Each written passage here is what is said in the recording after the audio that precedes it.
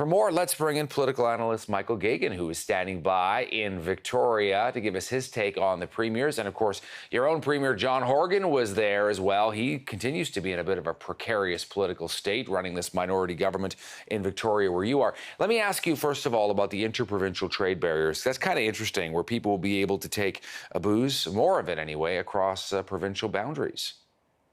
Yeah, I'm generally happy with the decisions that come out of the Supreme Court of Canada, but they recently made a decision which upheld the alcohol tariffs and trade barriers amongst provinces, which I thought was a poor decision, both from a legal standpoint and certainly in terms of what Canadian consumers are wanting. The fact is, alcohol right across the country is taxed at a very high rate. Here in British Columbia, we pay pretty much the highest for beer and wine anywhere in North America. I think about the fifth highest nationally.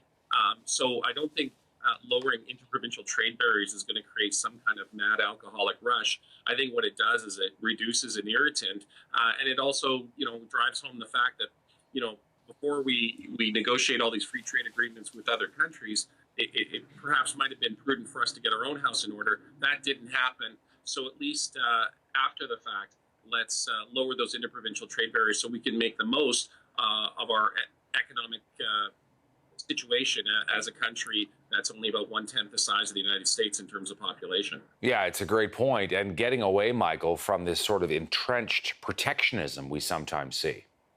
Yeah, exactly. And certainly these are challenging times for Canada, both in terms of the government and in terms of the provinces. So to see the premiers sitting down and talking amongst themselves is a good thing. And I was also pleased to see the Prime Minister say that he was going to have announce that he was going to have a summit with the premiers as well. I think that's positive in terms of Canada. Now, what about the carbon tax? Because this is really just the beginning.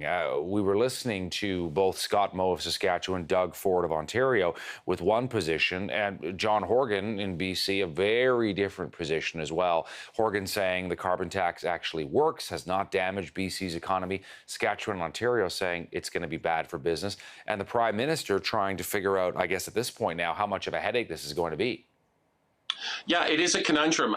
First of all, when the carbon tax was introduced by the Liberal government here in British Columbia, they made sure to make it revenue neutral. So every time the carbon tax went up, there was some other tax somewhere else that was lowered. And I think that was a very effective approach. Certainly, consumers are looking askance at carbon tax as it would apply to gas prices, because we're already paying $1.50, $1.60 a liter at a time where the price for crude oil has fallen significantly, and yet there seems to be no cohesive explanation as to why consumers are getting gouged at the pump. Is it lack of refinery capacity? Is it this multiple taxes? Certainly, we are heavily taxed in terms of our fuel. And I think there's some that are saying, look, if you're going to have a carbon tax federally, how about removing some of the various taxes that you've already placed on gasoline, so that the mom trying to get to work or drop off the kids at daycare, they don't have to choose between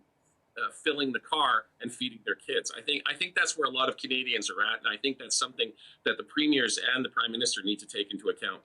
Michael, good to have you with us here on CTV today. Thank you for taking the time. Thank you.